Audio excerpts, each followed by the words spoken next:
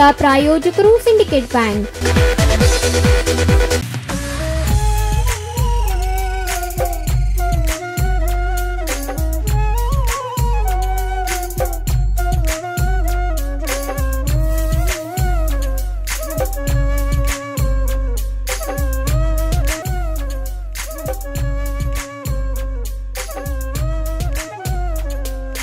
ವಿಶ್ವಮಾನ್ಯ ವಿಶ್ವೇಶ ಪೇಜಾವರ ಶ್ರೀಗಳ ಯಶೋಗಾಥೆ ಕಾರ್ಯಕ್ರಮಕ್ಕೆ ಆತ್ಮೀಯ ವೀಕ್ಷಕರಿಗೆ ನಲ್ಮೆಯ ಸ್ವಾಗತ.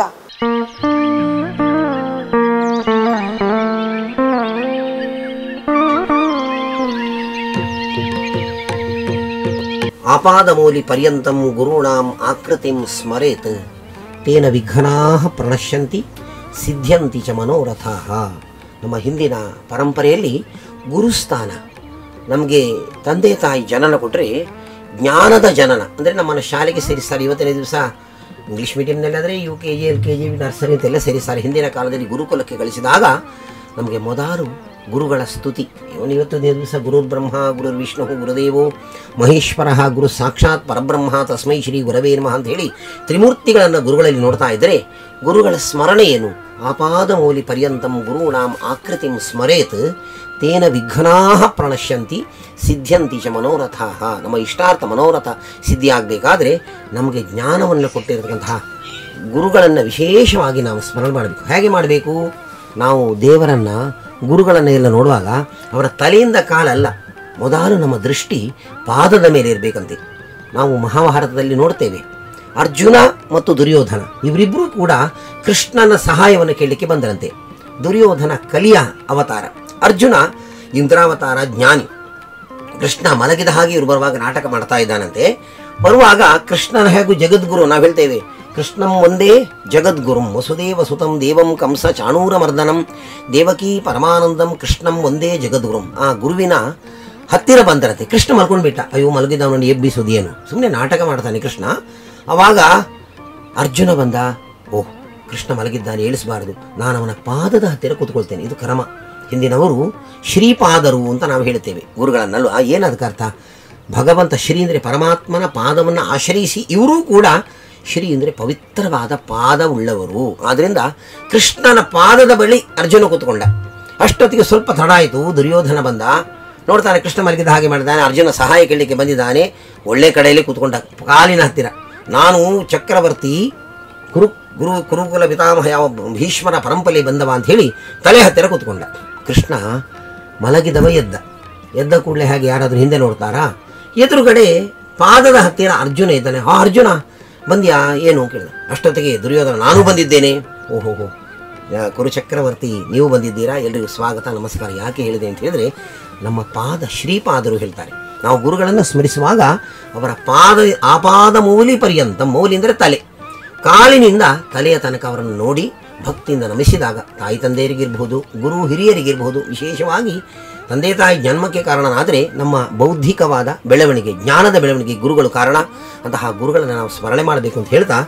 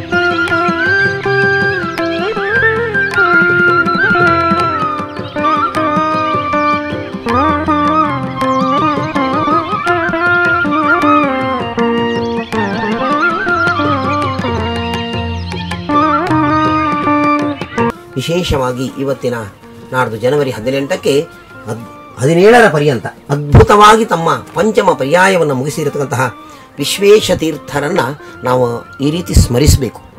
ಯಾಕೆ? ವಿಶ್ವಕ್ಕೆ ಈಶ ಯಾರದು? ಪರಮಾತ್ಮ ಶ್ರೀಕೃಷ್ಣ. ಅವರ ಅನುಗ್ರಹದಿಂದ ಇಡೀ ವಿಶ್ವದಲ್ಲಿ, ಈಶನ ಅನುಗ್ರಹದಿಂದ ವಿಶ್ವ ಇಡೀ ಮಾನ್ಯರಾಗಿದ್ದವರು ವಿಶ್ವೇಶ ತೀರ್ಥರು. ಅವರ ಗುಣಗಾನ ಮಾಡಲಿಕ್ಕೆ, ಈ ಪರಮಾತ್ಮನ ಗುಣಗಾನ ಮಾಡಲಿಕ್ಕೆ 1000 ಹೆಡೆಯ ಆದಿಶೇಷನಿಗೆ ಸಾಧ್ಯ ಇಲ್ಲಂತೆ. ಲಕ್ಷ್ಮೀದೇವಿಯು ಕೂಡ ನಮ್ಮಲ್ಲಿ ಪುರಾಣ ಹೇಳ್ತವೆ, ವೇದ ಹೇಳ್ತಾ ಇದೆ, ವಿಷ್ಣೋರ್ನುಕಂ ವೀರ್ಯಾಣಿ ಪ್ರವೋಚಮ್ಯ ಪಾರ್ಥಿವಾನಿ ವಿಮಮೇ ರಜಾಂಸಿ. ಈ ಸಮುದ್ರ ತೀರಕ್ಕೆ ಹೋದರೆ ಎಷ್ಟು ಹೊಯ್ಗೆಗಳ ಕಾಳುಂಟು, ಲೆಕ್ಕ ಮಾಡಲಿಕ್ಕೆ ಸಾಧ್ಯ ಇಲ್ಲ ಅಲ್ವಾ? ಎಷ್ಟು ತೆರೆ ಬರ್ತದೆ ಸಮುದ್ರದಲ್ಲಿ ಗೊತ್ತಿಲ್ಲ. ಅದನ್ನಾದರೂ ಒಂದು ರೀತಿ ಇವತ್ತಿನ ದಿವಸ ಕೌಂಟಿಂಗ್ ಮಾಡಬಹುದಂತೆ, ಇಷ್ಟರಲ್ಲಿ ಇಷ್ಟುಂಟು ಅಲ್ವಾ? ಅಷ್ಟಾದರೆ ಎಷ್ಟಿರಬಹುದು? ಪರಮಾತ್ಮನ ಗುಣಗಾನವನ್ನು ಲಕ್ಷ್ಮಿಗೂ ಮಾಡಲಿಕ್ಕೆ ಸಾಧ್ಯ ಇಲ್ಲ. ಅದೇ ರೀತಿ ನಮ್ಮ ವಿಶ್ವೇಶ ತೀರ್ಥರು, ವಿಶ್ವಕ್ಕೆ ಈಶನಾದ ಭಗವಂತನ ಅನುಗ್ರಹ ಹೊಂದಿದವರು, ಅವರ ಗುಣಗಾನ ಮಾಡಲಿಕ್ಕೆ ಸಾಧ್ಯ ಇಲ್ಲ. ಅಂತಹ ಪುಟ್ಟದಾದ ವಾಮನ ಮೂರ್ತಿ, ಬರೇ ಒಂದು ಕುಗ್ರಾಮದಲ್ಲಿ ಜನಿಸಿದ ವಾಮನ ಇವತ್ತಿನ ದಿವಸ ಸಣ್ಣ ಪ್ರಾಯದಲ್ಲಿ ಆಶ್ರಮ ತಗೊಂಡು ವಿಶ್ವಾದ್ಯಂತ ಅಂದರೆ ಭಾರತಾದ್ಯಂತ ವಿಶೇಷವಾಗಿ ಸಂಚರಿಸಿ ಬಡಬಗ್ಗರ ಬಗ್ಗೆ, ದೀನ ದಲಿತರ ಬಗ್ಗೆ ವಿಶೇಷವಾದ ಕಳಕಳಿಯನ್ನು ಹೊಂದಿದ.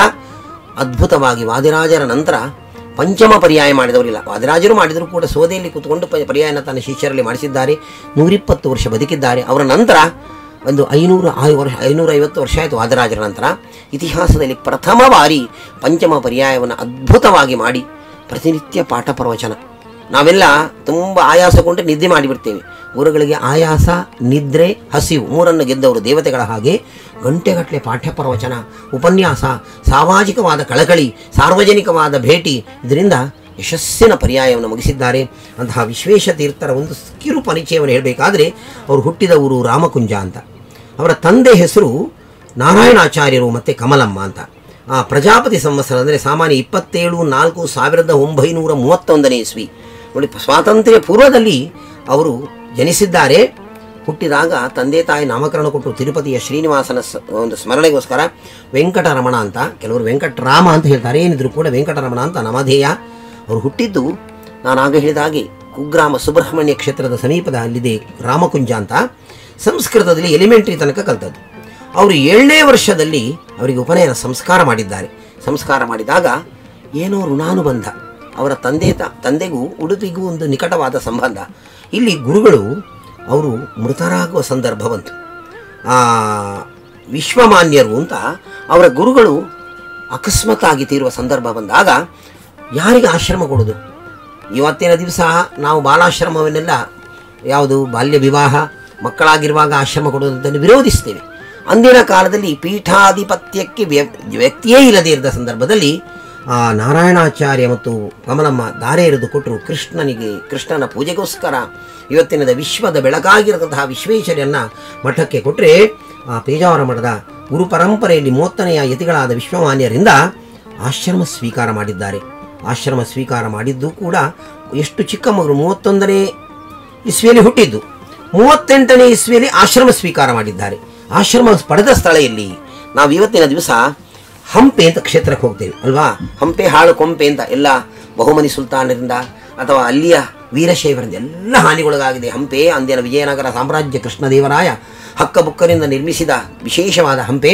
ಅಲ್ಲಿ ಒಂದು ಇವತ್ತಿಗೂ ಹಾಳಾಗದ ಸ್ಥಳ ಅಂದರೆ ಒಂದು ಈಶ್ವರ ದೇವಸ್ಥಾನ, ಮತ್ತೊಂದು ಹಂಪೆಯ ವಿಶ್ವನಾಥ ದೇವಸ್ಥಾನ, ಇನ್ನೊಂದು ಚಕ್ರಾಬ್ಜ ಇರತಕ್ಕಂತಹ ಮುಖ್ಯ ಪ್ರಾಣದೇವರು. ಆ ಮುಖ್ಯ ಪ್ರಾಣನ ಗುಡಿ ಹಂಪೆ ಯಂತ್ರೋದ್ಧಾರ ಮುಖ್ಯ ಪ್ರಾಣ ಅಂತ ಹೇಳ್ತೇವೆ. ಅಲ್ಲಿ ಅವರಿಗೆ ಆಶ್ರಮ ಆಗಿ ಆ ಪ್ರಾಣದೇವರೇ ಆವೇಶಗೊಂಡು ಅನುಗ್ರಹ ಮಾಡಿದ ಆ ವಿಶೇಷವಾದ ಸ್ಥಳ ಆ ವಿಶ್ವೇಶ ತೀರ್ಥರಿಗೆ ಆಶ್ರಮ ಆದದ್ದು. ಅಲ್ಲಿ ವಿಶ್ವೇಶ ತೀರ್ಥ ಅಂತ ಅನ್ವರ್ಥವಾದ ನಾಮಕರಣವನ್ನು ಕೊಟ್ಟಿದ್ದಾರೆ. ನಂತರ ಸಂಸ್ಕೃತ ಅಧ್ಯಯನ, ಅದಕ್ಕೋಸ್ಕರ 8 ವರ್ಷದ ಮಗುವನ್ನು ಉಡುಪಿಗೆ ಕಟ್ಟಿಕೊಂಡು ಬಂದು ಆಗಿನ ಕಾಲದ ದೊಡ್ಡ ದೊಡ್ಡ ವಿದ್ವಾಂಸರು, ಅಡ್ಡೆ ವೇದವ್ಯಾಸಾಚಾರ್ಯರು ಇತ್ಯಾದಿಗಳೆಲ್ಲ ಇದ್ದರು. ಆ ಉಡುಪಿಯ ವಿದ್ವಾಂಸರಲ್ಲಿ ವಿಶೇಷವಾಗಿ ಅವರು ಅಧ್ಯಯನ ಮಾಡಿ ಆ ಮಗುವಿನ ನಾವು ಮಕ್ಕಳಿಗೆ ಬಾಲ್ಯದಲ್ಲಿ ಏನನ್ನು ಉಣಬಡಿಸುವುದಂದರೆ ಜ್ಞಾನಕ್ಕೆ ಅವರಿಗೆ ವಿಷಯವನ್ನು ಕೊಡ್ತೇವೋ ಅದೇ ಅವರ ಪ್ರೌಢ್ಯದ ಮೇಲೆ ಬರ್ತದೆ. ಅವರಿಗೆ ಅಗಾಧವಾದ್ಯ ಪಾಂಡಿತ್ಯ ಆ ಸಣ್ಣ ಮಗುವಿನಲ್ಲಿ ಮೊಳಕೆಯ ಬೆಳೆಯುವ ಗಿಡ ಮೊಳಕೆಯಲ್ಲಿ ಅಂತ ಹೇಳಿದ ಹಾಗೆ ಆ ಸಂದರ್ಭದಲ್ಲಿ ಅವರಿಗೆ ವಿಶೇಷವಾಗಿ ಪಾಂಡಿತ್ಯಪೂರ್ಣವಾದ ಸಂಸ್ಕೃತ ವಾಂಗ್ಮಯ ಸಕಲ ವೇದಾಂತಗಳು, ಬ್ರಹ್ಮಸೂತ್ರಾದಿಗಳು, ಸುಧಾದಿ ಗ್ರಂಥ ಎಲ್ಲ ಅಧ್ಯಯನ ಅತಿ ತೀಕ್ಷ್ಣವಾಗಿ ಮಾಡಿದ್ದಾರೆ. ಅಂತಹ ಯತಿಗಳು, ಅಂತಹ ಶ್ರೀಮದ್ ಅವರು ಮೊದಲು ಅಧ್ಯಕ್ಷಗಿರಿಯನ್ನು ಮಾಡಿದ್ದು ಶ್ರೀ ಮಧ್ವರಾದ್ಧಾಂತ ಸಂವರ್ಧನಿ ಸಭಾ ಅಂತ ಇತ್ತು 1943ರಲ್ಲಿ ಫೆಬ್ರವರಿಯಲ್ಲಿ. ಅಂದು ಅವರ ವಿದ್ಯಾಗುರುಗಳಾಗಿರ್ತಕ್ಕಂತಹ ಪರಮ ಪೂಜ್ಯರಾದ ವಿದ್ಯಾಮಾನ್ಯ ತೀರ್ಥರು, ಉಭಯ ಮಠಾಧೀಶರು, ಭಂಡಾರಿಕೇರಿ ಮಠ ಮತ್ತು ಪಲಿಮಾರು ಮಠ, ವಿಶ್ವೇಶ ತೀರ್ಥರ ದೊಡ್ಡ ಒಂದು ಕೊಡುಗೆ. ಅತಿ ಜ್ಞಾನಿಗಳಾಗಿರತಕ್ಕಂತಹ ಒಂದು ಋಷಿತುಲ್ಯರಾದ ಅವರ ಗುರುಗಳು ಭಂಡಾರಿಕೇರಿ ಮಠದವರು, ಬಹಳ ಸದ್ಗುಣಿ. ನೋಡಿ, ಇನ್ನು ಬರತಕ್ಕಂತಹ ಪರ್ಯಾಯ ಪಲಿಮಾರು, ಈಗ ಇರತಕ್ಕಂತಹ ಪರ್ಯಾಯ ಪೇಜಾವರದವರು ಪಲಿಮಾರಿನವರಿಗೆ ಪರ್ಯಾಯವನ್ನು ಬಿಟ್ಟು ಕೊಡ್ತಾರೆ ನಾಡ್ದು ಜನವರಿ 18ರಿಂದ. ಅಂಥದ್ರಲ್ಲಿಯೂ ಕೂಡ ಋಷಿ ತುಲ್ಯರಾದ, ಒಳ್ಳೆ ಜ್ಞಾನಿಗಳಾದ, ಸದಾ ಅಧ್ಯಯನಶೀಲರಾದ, ಮಗುವಿನ ಮನಸ್ಸುಳ್ಳತಕ್ಕಂತಹ ಅತೀ ಸಹೃದಯತೆ, ವಿದ್ಯಾಮಾನ್ಯರಲ್ಲಿ ಅತಿ ಸಹೃದಯತೆ, ನಿಷ್ಕಪಟಿ, ಯಾವುದೇ ಇವತ್ತಿನ ವಾತಾವರಣ ಅವರಿಗೆ ಗೊತ್ತಿಲ್ಲ. ಅಧ್ಯಯನ, ಕೃಷ್ಣ ಪೂಜೆ, ರಾಮದೇವರ ಪೂಜೆ, ಪಾಠ ಪ್ರವಚನ ಇಷ್ಟೇ ಮಾಡ್ತಾ ಇದ್ದ ದೊಡ್ಡ ಒಂದು ವ್ಯಕ್ತಿ ವಿದ್ಯಾಮಾನ್ಯರು. ಅವರ ಹತ್ರ ಅವರು ಅಧ್ಯಯನವನ್ನು ವಿಶೇಷವಾಗಿ ಅಧ್ಯಯನ ಮಾಡಿದ್ರಿಂದ ಇವತ್ತಿನ ದಿವಸ ವಿಶ್ವಕ್ಕೆ, ಇಡೀ ಪ್ರಪಂಚದಲ್ಲಿ ನೋಡಿ, ಪೇಜಾವರ ಸ್ವಾಮಿಯರು ಅಂತ ಹೇಳುವಾಗ ಎಷ್ಟೋ ಅಪವಾದಗಳಿರಬಹುದು, ಆದರೆ ಅವರದೊಂದು ಹೃದಯ. ನಮ್ಮ ಸಂಸ್ಕೃತದಲ್ಲಿ ಒಂದು ಮಾತನ್ನೇ ಹೇಳ್ತಾರೆ ಯಾವಾಗಲೂ, ಉಪಕಾರಿಷು ಯಸ್ ಸಾಧು ಸಾಧುತ್ವೇ ತಸ್ಯ ಕೋ ಗುಣ, ಅಪಕಾರಿಷು ಯಸ್ ಸಾಧು ಸಸ್ಸಾಧು ಸದ್ಭಿರುಚ್ಯತೆ. ನಮಗೆ ಒಬ್ಬರು ಉಪಕಾರ ಮಾಡ್ತಾರೆ, ನಾವು ಪ್ರತ್ಯುಪಕಾರ ಮಾಡ್ತೀವಿ. ನಮ್ಮನ್ನೊಬ್ಬರು ಯಾವುದೋ ಫಂಕ್ಷನ್ಗೆ ಇನ್ವೈಟ್ ಮಾಡ್ತಾರೆ, ನಾವು ಅವರನ್ನು ಮಾಡ್ತೇವೆ. ಇದರಲ್ಲಿ ಏನು ವಿಶೇಷ? ಒಂದು ಸಾಲ ತಗೊಂಡದನ್ನು ಹಿಂದೆ ತಗೊಂಡ ಹಾಗೆ. ನಮಗೆ ಒಬ್ಬರು ಅಪಕಾರ ಮಾಡ್ತಾರೆ, ನಮಗೊಬ್ಬರು ಅನ್ಯಾಯ ಮಾಡ್ತಾರೆ, ನಮ್ಮ ತೇಜೋವಧೆಯನ್ನು ಮಾಡ್ತಾರೆ, ನಮ್ಮ ಮರ್ಯಾದೆ ತೆಗಿತಾರೆ, ನಮಗೆ ಅವರ ಬಗ್ಗೆ ಯಾವಾಗಲೂ ಸಿಟ್ಟಿರ್ತದೆ. ನಾವು ಅವರನ್ನು ಕರೆದು ಅವರಿಗೆ ಉಪಚಾರ ಮಾಡಬೇಕಂತೆ, ಅವರಲ್ಲಿ ನಾವು ದೇವರನ್ನು ನೋಡಬೇಕಂತೆ. ಅಪಕಾರಿಷು ಯಸ್ ಸಾಧು ಸಸ್ಸಾಧು ಸದ್ಭಿರುಚ್ಯತೆ, ಅವರನ್ನ ಸಜ್ಜನ ಅಂತ ಕರೀತಾರಂತೆ. ಅಂತಹ ಬೆರಳೆಣಿಕೆಯ ಸಜ್ಜನರಲ್ಲಿ ಪರಮಪೂಜ್ಯ ವಿಶ್ವೇಶತೀರ್ಥ ಶ್ರೀಪಾದರು, ಪೇಜಾವರ ಮಠ ಹಿರಿಯ ಪೀಠಾಧ್ಯಾಚಾರ್ಯರು. ಯಾಕೆಂದರೆ ಅವರಿಗೆ ಯಾರೂ ಇವತ್ತಿನ ದಿವಸ ಅಜಾತ ಶತ್ರು ಅಂತ ಹೇಳ್ತಾರೆ, ಅವರಿಗೆ ಶತ್ರುಗಳೇ ಇಲ್ಲ. ನೀವು ನೋಡಿ, ಯಾವ ಕ್ಷೇತ್ರದಲ್ಲಿ ಯಾವ ಕ್ಷೇತ್ರಕ್ಕೆ ಹೋಗಲಿ, ಯಾರು ಅವರಿಗೆ ಅಪಮಾನ ಮಾಡಲಿ. ಒಂದು ನಿಷ್ಕಪಟಿಯಾದ ದನದ ಹಾಗೆ ತಾನು ಅಂತ ಹೇಳಿದರು. ಒಂದು ಹಸು ಇದೆ, ಅದಕ್ಕೆ ಮೋಸ ಮಾಡಲಿಕ್ಕೆ ಗೊತ್ತಿಲ್ಲ. ನೀವು ಹಿಂಡಿ ಎಷ್ಟು ಹಾಕ್ತೀರಿ ಅಷ್ಟು ಹಾಲು ಕೊಡ್ತದೆ. ಅದನ್ನು ನಾವು ದೇವರು ಅಂತ ಪೂಜಿಸ್ತೇವೆ. ಅದೇ ರೀತಿ ಸಮಾಜಕ್ಕೆ ನಾನು ಎಷ್ಟು ಉಪಕಾರ ಮಾಡಲಿಕ್ಕೆ ಸಾಧ್ಯ ಉಂಟು. ಮುಸಲ್ಮಾನರಿರಲಿ, ಕ್ರೈಸ್ತರಿರಲಿ, ಹಿಂದೂ ಧರ್ಮ ದೇವರಿರಲಿ, ಅಥವಾ ಪಾರ್ಸಿ, ಸಿಖ್ರು, ಯಾರಿಗೂ, ಜೈನರು, ಯಾರಿಗೂ ನಾನು ಭೇದ ಮಾಡುವುದಿಲ್ಲ.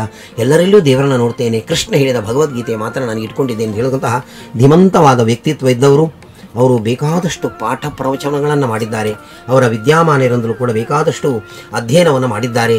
ಅಷ್ಟು ಅಲ್ಲದೆ ದೇಶಾದ್ಯಂತ ಉತ್ತರದ ಬದರಿಕಾಶ್ರಮದಿಂದ ಹಿಡಿದು ದಕ್ಷಿಣದ ಕನ್ಯಾಕುಮಾರಿ ಪರ್ಯಂತ ನೀವು ಉತ್ತರಕ್ಕೆ ಹೋಗ್ತೀರಿ. ಇವತ್ತು ಬದರಿಕಾಶ್ರಮಕ್ಕೆ ಹೋದರೆ ನಮಗೆ ಉಳ್ಕೊಳ್ಳಿಕ್ಕೆ ವ್ಯವಸ್ಥೆ ಪೇಜಾವರ ಮಠವೇ ಇರುವುದು. ಆ ಚಳಿಯ ಊರಿನಲ್ಲೂ ಕೂಡ 6 ತಿಂಗಳು ತೆಗೆದಿರ್ತದೆ. ನಮಗೆ ಅನಂತ ಮಠ ಅಂತಿದೆ, ಅಲ್ಲಿ ಸ್ನಾನಕ್ಕೆ, ಅಲ್ಲಿ ಬಿಸಿ ನೀರಿನ ಸ್ನಾನದ ವ್ಯವಸ್ಥೆ ಕುಂಡದಲ್ಲಿ, ಅಥವಾ ಅಲ್ಲಿ ಉಳ್ಕೊಳ್ಳಿಕ್ಕೆ ಊಟ ಉಪಚಾರ ಕ್ಷೇತ್ರ ವಿಧಿ ಇದನ್ನು ಮಾಡಲಿಕ್ಕೆ ಕನ್ಯಾಕುಮಾರಿ ತನಕ ಪ್ರತಿ ಕ್ಷೇತ್ರಗಳಲ್ಲಿಯೂ ಕೂಡ ಅವರು ಸಂಚರಿಸಿ ಅಲ್ಲಿ ಬೇಕಾಗಿರತಕ್ಕಂತಹ ಎಲ್ಲ ಛತ್ರಗಳದ ವ್ಯವಸ್ಥೆಯನ್ನು ಮಾಡಿಸಿ, ತಿರುಪತಿ ನೋಡಿ, ಯಾವ ಕ್ಷೇತ್ರಕ್ಕೆ ನೀವು ನೋಡಿ, ದೊಡ್ಡ ದೊಡ್ಡ ಕ್ಷೇತ್ರಕ್ಕೆ ನಾವು ಹೋದಾಗ ಒಳ್ಳೆ ವ್ಯವಸ್ಥೆ, ಊಟ ಉಪಚಾರ, ಮನುಷ್ಯಲ್ಲಿ ಹೋದಾಗ ಉಳ್ಕೊಳ್ಳಿಕ್ಕೆ ಬೇಕು. ನಾವು ಈಗ ಬ್ಯಾಗ್ ಹಿಡ್ಕೊಂಡು ಉಳ್ಕೊಳ್ಳುವ ವ್ಯವಸ್ಥೆ. ಅಷ್ಟು ಅಲ್ಲದೆ ಅಲ್ಲಿ ಕ್ಷೇತ್ರ ವಿಧಿಗಳನ್ನು ಮಾಡಲಿಕ್ಕೆ ಅವಕಾಶ, ಇದೆಲ್ಲ ಮಾಡಿದ ಇದು ದೊಡ್ಡ ವ್ಯಕ್ತಿ. ವಿದ್ಯೆಯ ವಾಮನಮೂರ್ತಿ ಹಾಗೆಯೇ ತ್ರಿವಿಕ್ರಮ ಮೂರ್ತಿಯಾದ ಅಧೋಕ್ಷಜ ಮಠದ ಪೇಜಾವರ ಮಠದ 32ನೇ ಯತಿಯಾಗಿ ವಿಶ್ವೇಶತೀರ್ಥ ಸ್ವಾಮೀಜಿಯವರು ಸನ್ಯಾಸ ದೀಕ್ಷೆಯನ್ನು ತೆಗೆದುಕೊಂಡರು. ಇಂತಹ ಈ ವಾಮನ ಮೂರ್ತಿ, ಸಕಾರ ಮೂರ್ತಿಯ ಬಗ್ಗೆ ಇನ್ನಷ್ಟು ವಿಷಯಗಳನ್ನು ತಿಳಿದುಕೊಳ್ಳೋಣ ಒಂದು ಪುಟ್ಟ ವಿರಾಮದ ನಂತರ.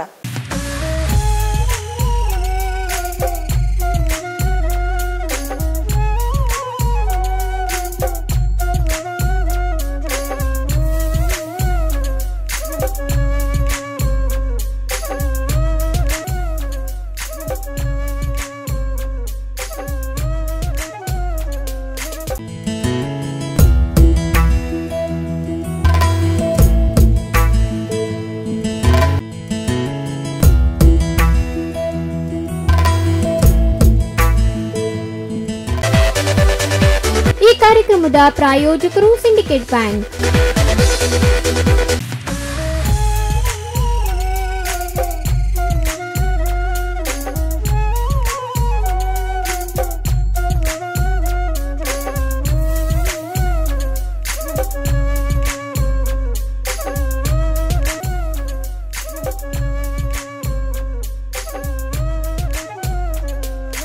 ವಿರಾಮದ ನಂತರ ವಿಶ್ವಮಾನ್ಯ ವಿಶ್ವೇಶತೀರ್ಥ ಸ್ವಾಮೀಜಿಯವರ ಯಶೋಗಾಥೆಯ ಕಾರ್ಯಕ್ರಮಕ್ಕೆ ಪ್ರೀತಿಯ ವೀಕ್ಷಕರಿಗೆ ಆದರದ ಸ್ವಾಗತ. ಅಖಂಡ ಬ್ರಹ್ಮಚರ್ಯ, ನಿರಂತರವಾದ ಜಪತಪ, ಮಠದ ಮೂರ್ತಿಗಳ ಪೂಜೆ ಹಾಗೆಯೇ ಪಾಠ ಪ್ರವಚನಗಳನ್ನು ವಿದ್ಯಾರ್ಥಿಗಳೊಂದಿಗೆ ದಾರಿ ಎರೆಯುತ್ತಾ ತನ್ನ ಜೀವನದ ಅವಿಭಾಜ್ಯ ಅಂಗಗಳನ್ನಾಗಿ ಈ ಕೆಲಸಗಳನ್ನು ಮಾಡುತ್ತಾ ನಿರಂತರವಾಗಿ ಜ್ಞಾನ ಯಜ್ಞವನ್ನು ನಡೆಸುತ್ತಿರುವಂತಹ ವಿಶ್ವೇಶತೀರ್ಥ ಸ್ವಾಮೀಜಿಯವರ ಬಗ್ಗೆ ಇನ್ನಷ್ಟು ಮಾಹಿತಿಗಳನ್ನು ಈ ಸಂಚಿಕೆಯಲ್ಲಿ ತಿಳಿದುಕೊಳ್ಳೋಣ.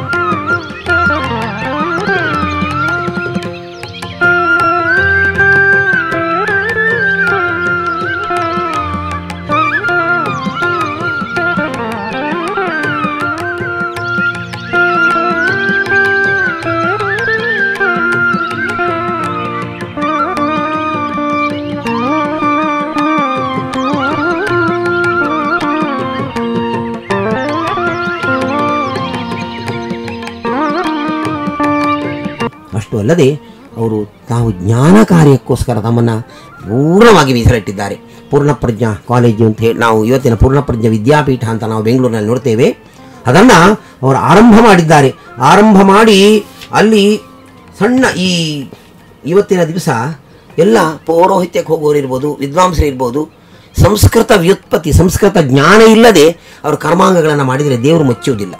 ಒಬ್ಬ ಲೆಕ್ಚರ್ ಇರ್ತಾನೆ ಅಥವಾ ಒಂದು ಅಧ್ಯಾಪಕ, ಅವನು ವಿಷಯ ಜ್ಞಾನ ಇದ್ದು ಪಾಠ ಪ್ರವಚನ ಮಾಡಬೇಕು. ಅದಕ್ಕೆ ಅವನು ಸ್ಕಾಲರ್ ಆಗಿರಬೇಕು, ಬುದ್ಧಿವಂತನಾಗಿರಬೇಕು, ವಿದ್ಯಾವಂತನಾಗಿರಬೇಕು ಅಂತ ಹೇಳೋ ಉದ್ದೇಶದಿಂದ 12 ವರ್ಷಗಳ ಅಧ್ಯಯನ. ಒಂದು ಚಿಕ್ಕ ಮಗು 7ನೇ ಕ್ಲಾಸಿನ ಮಗುವನ್ನು ಸೇರಿಸಿದರೆ ದೊಡ್ಡ ವಿದ್ವಾಂಸನನ್ನಾಗಿ ಮಾಡಿ ನಂತರ 2-3 ವರ್ಷಗಳ ಪರ್ಯಂತ ತಮ್ಮಲ್ಲೇ ಉಳಿಸಿಕೊಂಡು ಅವನಿಗೆ ಸುಧಾ ಗ್ರಂಥ ಅಂತ. ಸುಧಾ ಅಂದರೆ ಪತ್ರಿಕೆ ಸುಧಾ ಅಲ್ಲ, ನಮಗೆ ಸಂಸ್ಕೃತದಲ್ಲಿ ಒಂದು ಮಾತು ಹೇಳ್ತಾರೆ, ಸುಧಾವಾ ಪಠನೀಯ ವಸುಧಾವಾ ಪಾಲನೀಯ ಅಂತ.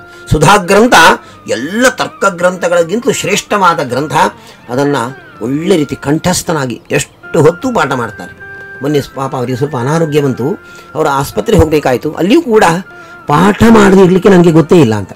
ಎಷ್ಟು ಮುಗ್ಧ ನೋಡಿ, ದಿವಸಕ್ಕೆ 9 ಗಂಟೆ ಪಾಠ, 2 ಗಂಟೆ ಪ್ರವಚನ, 3 ಗಂಟೆ 3 ಗಂಟೆ ಕೃಷ್ಣನ ಪೂಜೆ, ಎಲ್ಲವೂ ಕೂಡ ಅವರಿಗೆ ಸಮಯ ಅಂತ ಹೇಳಿದರೆ ಅತ್ಯಮೂಲ್ಯ. ನಮಗೆ ಸಮಯ ಕಳೆಯುವುದು ಹೇಗೆ ಅಂತ ಗೊತ್ತಿದ್ರೆ ಅವರಿಗೆ 24 ಗಂಟೆ ಸಮಯಕ್ಕೆ ಸಾಲದೇ ಇರತಕ್ಕಂತಹ ವಿಶಿಷ್ಟವಾದ ಒಂದು ವ್ಯಕ್ತಿತ್ವದ ಪೇಜಾವರ ತೀರ್ಥರು. ಅವರಿಗೆ 86 ವರ್ಷ ಆಗಿದೆ.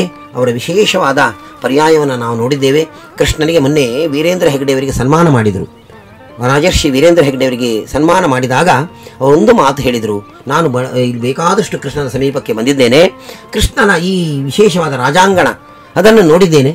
ಅಷ್ಟೇ ರಾಜಾಂಗಣದಲ್ಲಿ ಪರ್ಯಾಯ ಆಗುತ್ತೆ, ರಾಜಾಂಗಣದಲ್ಲಿ ವಿಶೇಷ ಕಾರ್ಯಕ್ರಮಗಳು, ಸಭಾ ಕಾರ್ಯಕ್ರಮಗಳು, ಸಾಂಸ್ಕೃತಿಕ ಕಾರ್ಯಕ್ರಮಗಳಾಗುತ್ತೆ, ಅಷ್ಟೇ ನೋಡಿದ್ದೇನೆ. ಆದರೆ ನನ್ನನ್ನು ಮೇಲಕ್ಕೆ ಕರ್ಕೊಂಡು ಹೋದರು. ನಾನು ಹೋದಾಗ ಇಂದ್ರನಗರಿ ವಿಚಿತ್ರವಾಗಿದೆ ಇದು. ಅವರೊಂದು ಮಾತು ಹೇಳಿದರು, ಓಲ್ಡೆಸ್ಟ್, ಗ್ರೇಟೆಸ್ಟ್ ಆ್ಯಂಡ್ ಲೇಟೆಸ್ಟ್ ಅಂತ ಒಂದು ಮಾತು ಹೇಳಿದರು. ಯಾಕೆಂದರೆ ಕೆಳಗಿದ್ದದೆಲ್ಲ ಓಲ್ಡೆಸ್ಟ್ ಅಂತೆ, ಮೇಲೆ ಹೋದರೆ ಗ್ರೇಟೆಸ್ಟ್ ಅಂತೆ. ಅಷ್ಟು ಸ್ಥಳ, 1300 ಜನ ಏಕಕಾಲದಲ್ಲಿ ಊಟ ಮಾಡ್ತಕ್ಕಂತಹ ಒಂದು ಮಧ್ವಾಂಗಣ ಅಂತ ಒಂದು ಕಟ್ಟಡ.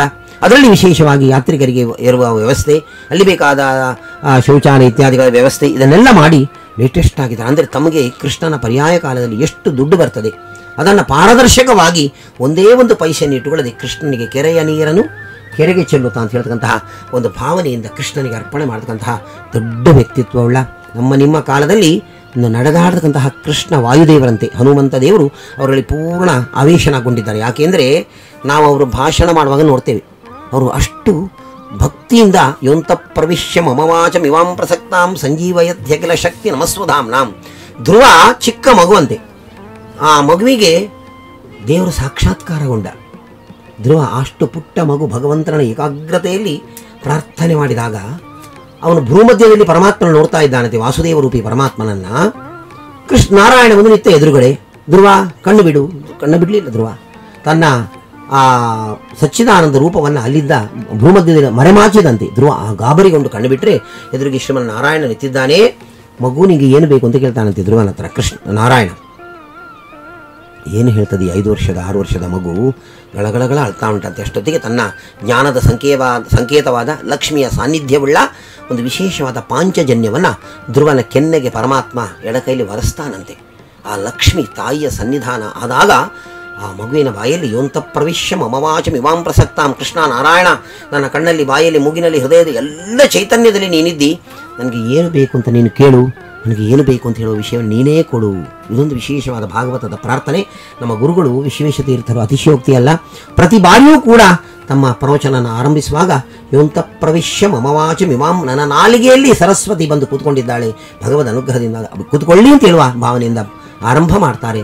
ಅಂತಹ ಸಾಕ್ಷಾತ್ ವಾಯುದೇವರ ಆವೇಶವುಳ್ಳ ವಾಯುದೇವರ ಮಧ್ವಾಚಾರ್ಯರ ಪೀಠದಲ್ಲಿ ಕೂತ್ಕೊಳ್ಳುವಾಗ ಮಧ್ವಾಚಾರ್ಯರಂತ ಹೇಳ್ತಾರೆ. ಅಂತಹ ವಿಶೇಷವಾಗಿ ಮಧ್ವಾಚಾರ್ಯರ ಸನ್ನಿಧಾನವುಳ್ಳ ನಮಗೆ ಆಗ ಹೇಳಿದ ಹಾಗೆ ಅವರ ಪಾದದಿಂದ ಶಿರಸ್ಸಿನ ತನಕವೂ ನಮಗೆ ನಮಸ್ಕಾರ ಮಾಡಲಿಕ್ಕೆ ಯೋಗ್ಯವಾದ ಅವರ ಅನುಗ್ರಹದಿಂದ ನಮ್ಮ ಬಾಳು, ನಾವೆಲ್ಲ ಅವರ ಶಿಷ್ಯಂದಿರೇ.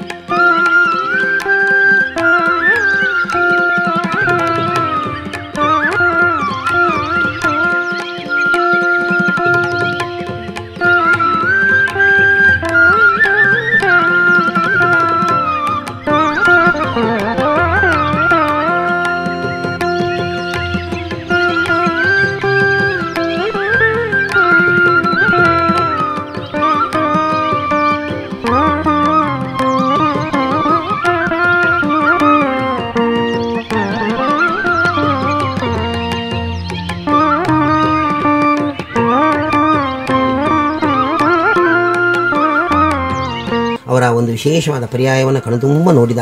ಅವರ ಘನ ಕಾರ್ಯಕ್ರಮಗಳು, ಅವರ ವಿದ್ಯಾದಾನ, ಅವರ ಜ್ಞಾನದಾನ, ಅವರು ಎಲ್ಲಿ ಇಂತಹ ಒಂದು ಗುಣವಂತರು ಹೇಳಿದರೆ ಇಡೀ ಪ್ರಪಂಚದಲ್ಲಿ ಎಲ್ಲಿ ಏನು ಆಘಾತ ತಮಿಳುನಾಡಿನಲ್ಲಿ ವಿಶೇಷವಾಗ ಆ ಚೆನ್ನೈಯಲ್ಲಿ ಇದುವಂತು ಸುಂಟರ ಗಾಳಿ, ಬಿರುಗಾಳಿ, ಅಲ್ಲಿ ಅವರು ಹೋದರು. ಅಲ್ಲಿಗೆ ಹೋಗಿ ಅಲ್ಲಿ ಗಂಜಿ ಕೇಂದ್ರವನ್ನು ನಿರ್ಮಾಣ ಮಾಡಿದರು. ಎಲ್ಲಿ ಭೂಕಂಪ ಆಯಿತು, ಎಲ್ಲಿ ಉತ್ಪಾದಗಳಾಯಿತು, ಪ್ರಾಕೃತಿಕ ಉತ್ಪಾದಕ ಆದಾಗ ತನ್ನಲ್ಲಿ ದುಡ್ಡು ಇರಲಿ ಇಲ್ಲದಿರಲಿ ಕೋಟಿಗಟ್ಟಲೆ ದುಡ್ಡನ್ನು ಜನರಿಗೋಸ್ಕರ, ಯಾಕೆಂದರೆ ಅವರೊಂದು ಮಾತು ಯಾವಾಗಲೂ ಹೇಳ್ತಾರೆ, ನಮ್ಮ ಮಧ್ವಾಚಾರ್ಯರು ಹೇಳಿದ ಮಾತು, ನಾನಾ ಜನಸ್ಯ ಶುಶ್ರೂಷ. ನಾವು ಖಾಲಿ ಪಾಠ ಪ್ರವಚನ ಮಾಡಲಿಕ್ಕೆ ಕೂತ್ಕೊಂಡು ಯತಿಗಳಲ್ಲ, ನಾವು ಪೀಠಾಧಿಪತಿಗಳ ಗುರುತರವಾದ ಗಮನ, ಕಷ್ಟದಲ್ಲಿದ್ದವನಿಗೆ ಸಹಕಾರ ಮಾಡಬೇಕು. ಅವನು ಯಾರೇ ಆಗಿರಲಿ, ಯಾವುದೇ ಮತ ಇರಲಿ, ಅದು ಅವರ ವಿಶೇಷ. ಅದೇ ಕರವತ್ ಅಂತ ಹೇಳ್ತಾರೆ. ನಾವು ಹೇಗೆ ಪ್ರತಿ ವರ್ಷವೂ ಕೂಡ ನಮ್ಮ ಮನೆಗೆ ಟ್ಯಾಕ್ಸ್ ಕಟ್ತೇವೆ, ಅಥವಾ ನಾವು ಕಂದಾಯ ವಸೂಲಿಗೆ ನಮ್ಮ ಗೌರ್ಮೆಂಟಿಗೆ, ಮುನ್ಸಿಪಾಲ್ಟಿಗೆ ಎಲ್ಲ ಕೊಡ್ತೇವೆ, ಅದೇ ರೀತಿ ಕಷ್ಟದಲ್ಲಿದ್ದವರ ಬಗ್ಗೆ ಶುಶ್ರೂಷೆ ಅಂತ ಹೇಳ್ತಕ್ಕಂತಹ ವಿಶೇಷವಾದ ವಿಶ್ವೇಶತೀರ್ಥರ ಒಂದು ನೋಡುವಿಕೆ ನಾಡ್ದು ಜನವರಿ 17ಕ್ಕೆ ಪರ್ಯಾಯ ಮುಗಿಸ್ತಾರೆ. ಅವರಿಗೆ ನಾನು ಆಗ ಹೇಳಿದ ಹಾಗೆ ಶಿರಸಾಷ್ಟಾಂಗ ನಮಸ್ಕಾರ ಮಾಡ್ತಾ, ಇನ್ನೂ ಅವರು ಜೀವೇಮ ಶರದಶತಂ, ಎಂತಾಮ ಶರದಶತಂ, ಪಶ್ಯೇಮ ಶರದಶತಂ, 100 ವರ್ಷ ಬದುಕಲಿ, 100 ವರ್ಷ ಬದುಕುವ ಹಾಗೆ ಕೃಷ್ಣ ಅವರಿಗೆ ಆರೋಗ್ಯಪೂರ್ಣ ದೀರ್ಘಾಯುಷ್ಯವನ್ನು ಕೊಡಲಿ. ಅವರಿಂದ ಇನ್ನೂ ಕೂಡ ಇನ್ನೊಂದು ಪರ್ಯಾಯವನ್ನು ಅವರು ಮಾಡ್ತಾರೋ, ಶಿಷ್ಯನ ಹತ್ರ ಮಾಡಿಸ್ತಾರೋ ಗೊತ್ತಿಲ್ಲ, ಅವ್ರ ಪರ್ಯಾಯವನ್ನು ನೋಡು 16 ವರ್ಷಗಳ ಯೋಗ್ಯತೆಯನ್ನು ಕೊಡಲಿ ಅಂತ ನಾವು ಈ ಸಂದರ್ಭದಲ್ಲಿ ವಿಶೇಷವಾಗಿ ಕೃಷ್ಣ ಮುಖ್ಯ ಪ್ರಾಣತರ ಪ್ರಾರ್ಥನೆ ಮಾಡ್ತಾ, ವಿಶ್ವೇಶತೀರ್ಥರ ಅಂತರ್ಯಾಮಿ ಕೃಷ್ಣನಿಗೆ ಈ ಮಾತಿನ ಒಂದು ಪುಷ್ಪವನ್ನು ಅವರ ಪಾದಕ್ಕೆ ಅರ್ಪಣೆ ಮಾಡ್ತಾ ಇದ್ದೇನೆ. ಶ್ರೀಕೃಷ್ಣ ಅರ್ಪಣಮಸ್ತು. ಕೃಷ್ಣಂ ವಂದೇ ಮಂಥಪಾಶಧರಂ ದಿವ್ಯಾರ್ಭಕಾಕೃತಿಂ ಶಿಖಾಬಂಧತ್ರಯೋಪೇತಂ ಭೈಷ್ಮೀ ಮಧ್ವಕರಾರ್ಚಿತಂ. 5ನೇ ಬಾರಿಗೆ ಶ್ರೀಕೃಷ್ಣ ಪೂಜಾ ಪರ್ಯಾಯದ ದೀಕ್ಷೆಯನ್ನು ವಹಿಸಿಕೊಂಡಂಥವರು ಪೂಜ್ಯರಾದಂಥ ಅತ್ಯಂತ ಹಿರಿಯ ಯತಿಗಳಾದಂಥ ಶ್ರೀ ಶ್ರೀ ವಿಶ್ವೇಶತೀರ್ಥ ಶ್ರೀಪಾದರು. 1931ನೇ ಇಸ್ವಿನಲ್ಲಿ ಇವರು ರಾಮಕುಂಜದಂಥ ಒಂದು ಪುಟ್ಟ ಹಳ್ಳಿಯಲ್ಲಿ ಇವರು ಹುಟ್ಟಿದ್ರು. 27/4/1931ನೇ ಇಸ್ವಿ. ತುಂಬ ವಿಶೇಷವಾದ ಸಂಗತಿ ಅಂತಂದರೆ, ವೈಶಾಖ ಶುದ್ಧ ದಶಮಿಯ ದಿನ ಪೇಜಾವರ ಶ್ರೀಪಾದಂಗಳವರ ಜನನವಾಯಿತು. ಹೆಸರನ್ನು ವೆಂಕಟರಮಣ ಅಂತ ಅವರ ತಂದೆ ತಾಯಿ ಹೆಸರಿಟ್ಟರು. ವೈಶಾಖ ಶುದ್ಧ ದಶಮಿ ಅವತ್ತು ತಿರುಪತಿಯಲ್ಲಿರತಕ್ಕಂಥ ಶ್ರೀನಿವಾಸ ಮತ್ತು ಪದ್ಮಾವತಿ ದೇವಿಯರ ಮದುವೆಯಾದಂಥ ಕಲ್ಯಾಣವಾದಂಥ ದಿನ. ಆದ್ದರಿಂದ ಇವತ್ತಿಗೂ ಕೂಡ ವಿಶೇಷವಾದ ಕಲ್ಯಾಣೋತ್ಸವ ಅಂತ ಅವತ್ತಿನ ದಿನ ಅಲ್ಲಿ ಜರುಗತ್ತೆ. ಆದ್ದರಿಂದ ವೆಂಕಟೇಶ ದೇವರ ಕಲ್ಯಾಣೋತ್ಸವದ ದಿನ ಅವನ ಅನುಗ್ರಹದಿಂದಲೇ ಹುಟ್ಟಿದಂಥ ಯತಿಗಳು ವಿಶ್ವೇಶತೀರ್ಥರು. ಆದರೆ ಅವರ ತಂದೆ ತಾಯಿ ನಾರಾಯಣಾಚಾರ್ಯರು ಮತ್ತು ಕಮಲಮ್ಮ ದಂಪತಿಗಳು, ಅವರಿಗೆ ಇದು ತಿಳಿದಿತ್ತೋ ಇಲ್ಲೋ ಗೊತ್ತಿಲ್ಲ, ಅವರಿಗೆ ಗೊತ್ತಿದ್ದೋ ಗೊತ್ತಿಲ್ಲದಂತೆಯೋ ಹುಟ್ಟಿದಂಥ ಶ್ರೀನಿವಾಸನ ಅನುಗ್ರಹದಿಂದಲೇ ಹುಟ್ಟಿದಂಥ ಆ ಪುಟ್ಟ ಮಗುವಿಗೆ ವೆಂಕಟರಾಮ ಅಂತಲೇ ಹೆಸರನ್ನು ಇಟ್ಟರು. ಹೀಗಾಗಿ 27/4/1931ನೇ ದಿನಾಂಕ ವಿಶ್ವೇಶತೀರ್ಥರ ಜನನ ರಾಮಕುಂಜದಂಥ ಒಂದು ಪುಟ್ಟ ಹಳ್ಳಿಯಲ್ಲಿ ಆಯಿತು. ತುಂಬ ಸ್ವಾರಸ್ಯಕರವಾದ ಅಂಶ ಅಂತಂದರೆ, 27/4/1931 ಅನ್ನೋ ಏನು ಇಂಗ್ಲೀಷ್ ಸಂಖ್ಯೆ ಇದೆ, ಈ ಸಂಖ್ಯೆಯನ್ನು ಯಾವುದೇ ರೀತಿಯಿಂದ ಎಲ್ಲ ಕಡೆಗಳಿಂದಲೂ ಕೂಡ ಕೂಡಿ ಕಳೆದು ನಾವು ವಿಚಾರ ಮಾಡಿದ್ರೂ ಕೂಡ ಅಲ್ಲಿರೋ ಅಂಥ ಅಂಕೆಗಳೇ ಬರುತ್ತೆ. ನಮ್ಮ ಯಾರ ಜನ್ಮ ದಿನಾಂಕದಲ್ಲೂ ಕೂಡ ಈ ರೀತಿಯಾದ ಒಂದು ಅಂಕಿ ಸಂಖ್ಯೆಗಳನ್ನು ನಾವು ಗಣನೆ ಮಾಡಿದಾಗ ಆ ಮೊತ್ತ ನಮ್ಗೆ ಕಂಡು ಬರೋದಿಲ್ಲ. ಯಾಕೆಂದರೆ 27/4/1931 ಅಂತಿದ್ರೆ 31ನೇ ಇಸ್ವಿಯಲ್ಲಿ ಇವರು ಹುಟ್ಟಿದ್ದು ಅನ್ನೋದಕ್ಕೆ 27ನೇ ತಾರೀಕು 27 4ನೇ ತಿಂಗಳು 27 + 4 ಅಂದರೆ 31 ಅನ್ನೋ ಅಂಕೆ ಬರುತ್ತೆ. ಆನಂತರ 4ನೇ ತಿಂಗಳಲ್ಲಿ ಇವರು ಹುಟ್ಟಿದ್ದು ಅಂದರೆ ಕಡೆಯ 31ನೇ ಇಸ್ವಿಯಲ್ಲಿ 1 + 3 ಸೇರಿದ್ರೆ 4 ಅನ್ನೋ ಅಂಕೆನೇ ಬರುತ್ತೆ.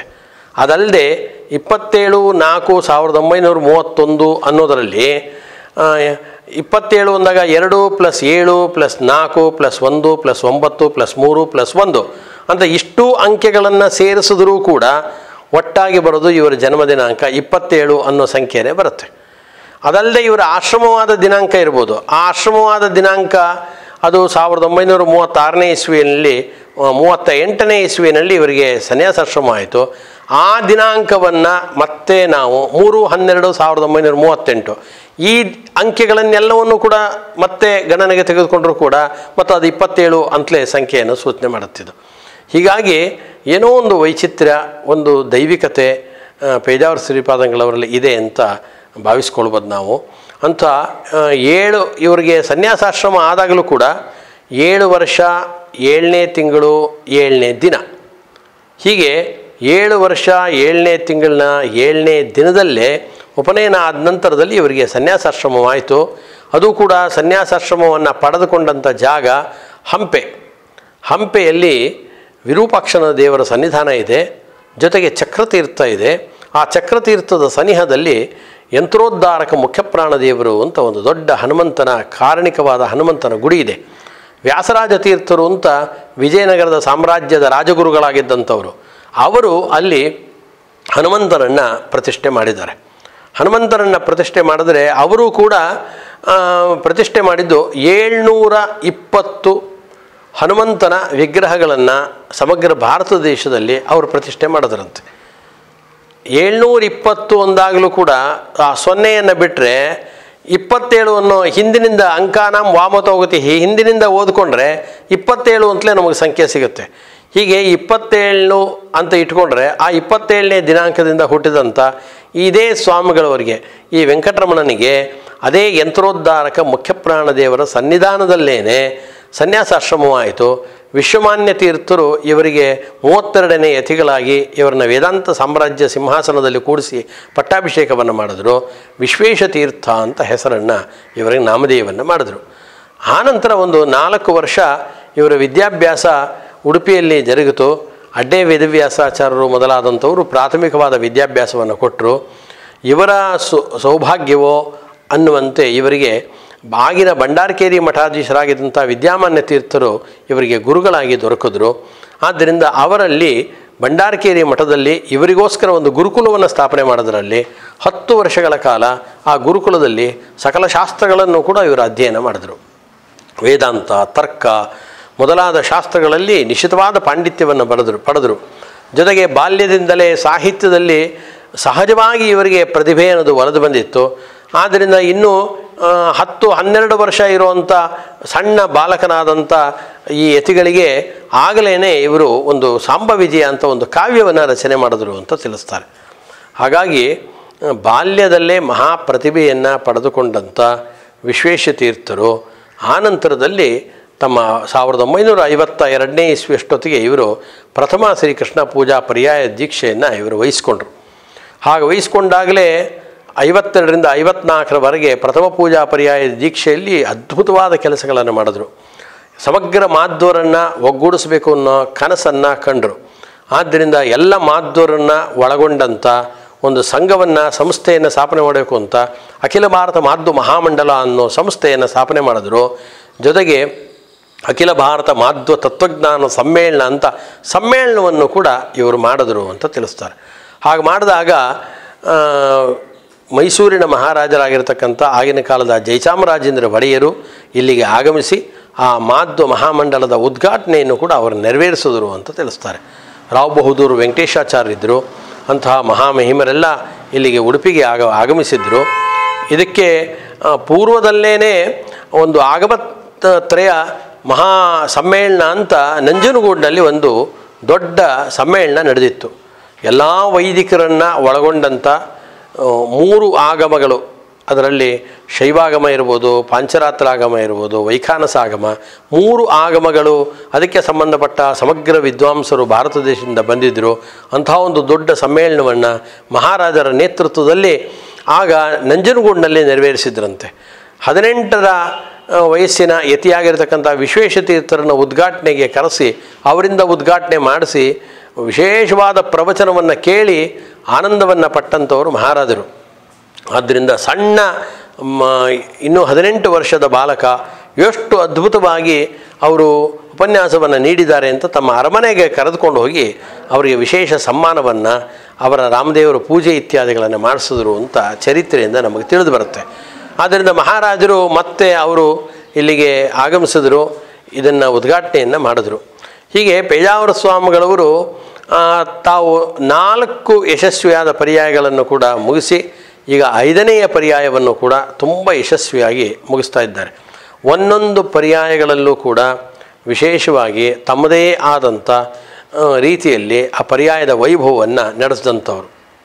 ಎಲ್ಲ ವಿದ್ಯಾರ್ಥಿಗಳಿಗೂ ಕೂಡ ಉಚಿತವಾಗಿ ಭೋಜನದ ವ್ಯವಸ್ಥೆಯನ್ನು ಮಾಡಿದ್ರು. 68-69ನೇ ಇಸ್ವಿಯಲ್ಲಿ ಮತ್ತೆ ಅವರ ಪರ್ಯಾಯ ಪ್ರಾರಂಭ ಆಯಿತು. ಆಗ ಆ ದ್ವಿತೀಯ ಪರ್ಯಾಯದ ಸಂದರ್ಭದಲ್ಲಿ ಪ್ರಾಂತೀಯ ವಿಶ್ವ ಹಿಂದೂ ಸಮ್ಮೇಳನ ಅಂತ ದೊಡ್ಡ ಸಮ್ಮೇಳನವನ್ನು ಇಲ್ಲಿ ನಡೆಸಿದ್ರು ಅಂತ ನಮಗೆ ಇತಿಹಾಸದಿಂದ ಅದು ಕೂಡ ತಿಳಿದು ಬರ್ತಾ ಇದೆ. ಆನಂತರ ಅವರ 3ನೇ ಪರ್ಯಾಯ 1984ರಿಂದ 86ರವರೆಗೆ ಜರುಗಿತು. ಆಗಲೂ ಕೂಡ ಅನೇಕ ಮಠಾಧೀಶರು, ಸಂತ ಸಮ್ಮೇಳನಗಳು, ಬೇಕಾದಷ್ಟು ಕಾರ್ಯಕ್ರಮಗಳನ್ನು ವೈಭವದಿಂದ ಪೇಜಾವರ ಸ್ವಾಮಿಗಳವರು ಆ ಪರ್ಯಾಯದಲ್ಲಿ ನಡೆಸಿದ್ದಾರೆ. ಆನಂತರ 4ನೇ ಪರ್ಯಾಯ ಅದು ಸರಿಯಾಗಿ 2000ನೇ ಇಸ್ವಿಗೆ ಪ್ರಾರಂಭವಾಗಿತ್ತದು, ಜನವರಿಗೆ ಬಂತು. ಆನಂತರ 4ನೇ ಪರ್ಯಾಯವನ್ನು ಕೂಡ ಅದ್ಭುತವಾಗಿ ಮುಗಿಸಿದರು. 5ನೇ ಪರ್ಯಾಯವನ್ನು ಕೂಡ ಈಗ ಯಶಸ್ವಿಯಾಗಿ ಮುಗಿಸ್ತಾ ಇದ್ದಾರೆ. ನಮ್ಮೆಲ್ಲರಿಗೂ ತಿಳಿದಂತೆ 5ನೇ ಪರ್ಯಾಯದಲ್ಲಿ ಶ್ರೀಕೃಷ್ಣ ಮಠದ ನವೀಕರಣವನ್ನು ಮಾಡಿದ್ದಾರೆ. ಜೊತೆಗೆ ಅವರೇ ತಿಳಿಸಿರುವಂತೆ ಸುಮಾರು 16 ಕೋಟಿ ರೂಗಳ ವೆಚ್ಚದಲ್ಲಿ ಇಡೀ ಕೃಷ್ಣ ಮಠದ ನವೀಕರಣ, ಆಸುಪಾಸಿನಲ್ಲಿ ಯಾತ್ರಿಕರಿಗಾಗಿ ಬೇಕಾದಂಥ ವಸತಿ ನಿಲಯಗಳು ಇವುಗಳನ್ನು ಅವರು ಮಾಡಿದ್ದಾರೆ. ಇದಲ್ಲದೆ ವಿಶೇಷವಾಗಿ ಇದರಲ್ಲಿ ಬಾಲಕರುಗಳಿಗೆ ಆ ಚಿಣ್ಣರ ಉತ್ಸವ ಏನು ಅವರ ಸಂತರ್ಪಣೆಯ ಒಂದು ಕಾರ್ಯಕ್ರಮ ಇತ್ತು, ಅದೆಲ್ಲವನ್ನು ಮುಂದುವರಿಸಿದ್ರು. ದುಶ್ಚಟಗಳನ್ನು ವರ್ಜನಾ ಶಿಬಿರಗಳನ್ನು ನಡೆಸಿದ್ದಾರೆ. ಎಲ್ಲದಕ್ಕೆ ಕಲಶವಿಟ್ಟಂತೆ ಅಖಿಲ ಭಾರತ ಮಟ್ಟದಲ್ಲಿ ಮಹಾ ಸಂತ ಸಮ್ಮೇಳನವನ್ನು ಜರುಗಿಸಿದ್ರು. ಅಖಿಲ ಭಾರತ ಮಟ್ಟದ ಮಹಾ ವಿರಾಟ್ ಹಿಂದೂ ಸಮ್ಮೇಳನವನ್ನು ಇವರು ಉಡುಪಿಯಲ್ಲಿ ಜರುಗಿಸಿದ್ರು. ಇದು ಇತಿಹಾಸದಲ್ಲಿ ಇವತ್ತು ದಾಖಲಾಗಿದೆ. ಹೀಗೆ ಅನೇಕ ಕಾರ್ಯಕ್ರಮಗಳು 5 ಪರ್ಯಾಯದಲ್ಲಿ ಅವರು ನಡೆಸಿರೋದಲ್ಲದೆ ವೈಯಕ್ತಿಕವಾಗಿ ವಿಶ್ವೇಶತೀರ್ಥ ಶ್ರೀಪಾದಂಗಳವರನ್ನು ಕುರಿತು ನಾವು ಚಿಂತನೆ ಮಾಡೋದಾದರೆ ನಿಜವಾಗಲೂ 18 ವರ್ಷಕ್ಕೆ ಎಲ್ಲ ಶಾಸ್ತ್ರಗಳನ್ನು ಕಲಿಸಿದರು. ಆಗ ವಿದ್ಯಾಮಾನ್ಯ ತೀರ್ಥ ಶ್ರೀಪಾದಂಗಳವರು ದೆಹಲಿಯಲ್ಲಿ ಒಂದು ದೊಡ್ಡ ವಿಶ್ವಕಲ್ಯಾಣ ಯಾಗವನ್ನು ಮಾಡಿದ್ರಂತೆ. ಅಲ್ಲಿಗೆ ಭಾರತ ದೇಶದಿಂದ ಬಂದಂಥ ದೊಡ್ಡ ದೊಡ್ಡ ವಿದ್ವಾಂಸರ ಜೊತೆಗೆ ವಾದವನ್ನು ನಡೆಸಿ ಅಲ್ಲಿ ಜಯವನ್ನು ಸಂಪಾದಿಸಿದ್ರು ಅಂತ ಅವರ ಚರಿತ್ರೆಯಲ್ಲಿ ನಾವೀಗ ನೋಡ್ತಾ ಇದ್ದೀವಿ ಅದನ್ನ.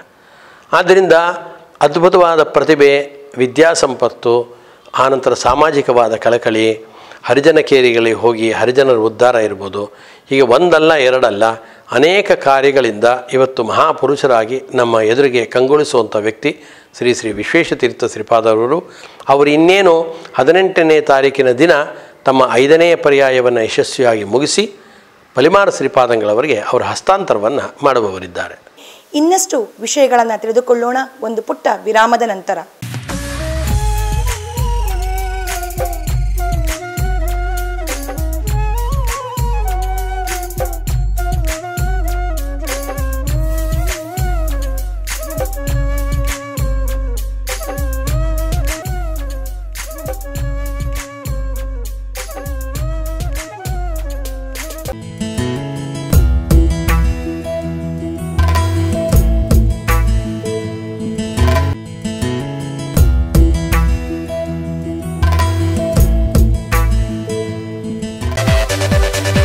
ಈ ಕಾರ್ಯಕ್ರಮದ ಪ್ರಾಯೋಜಕರು ಸಿಂಡಿಕೇಟ್ ಬ್ಯಾಂಕ್.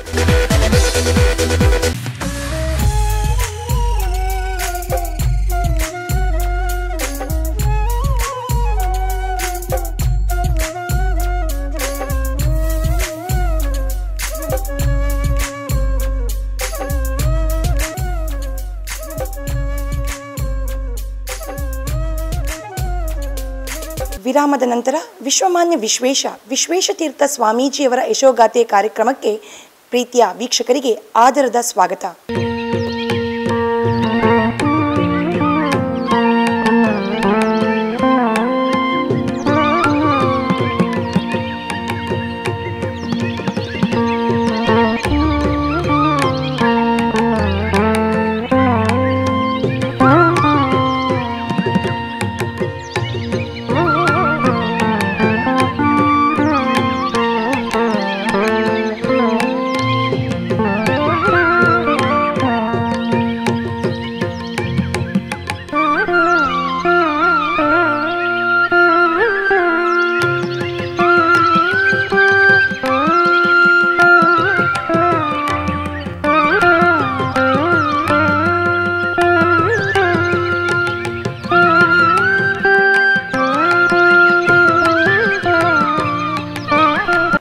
ಉಡುಪಿಯ ಕೃಷ್ಣನಿಗೆ ಬಾಲಕೃಷ್ಣ ಅಂತಲೇ ಹೆಸರು.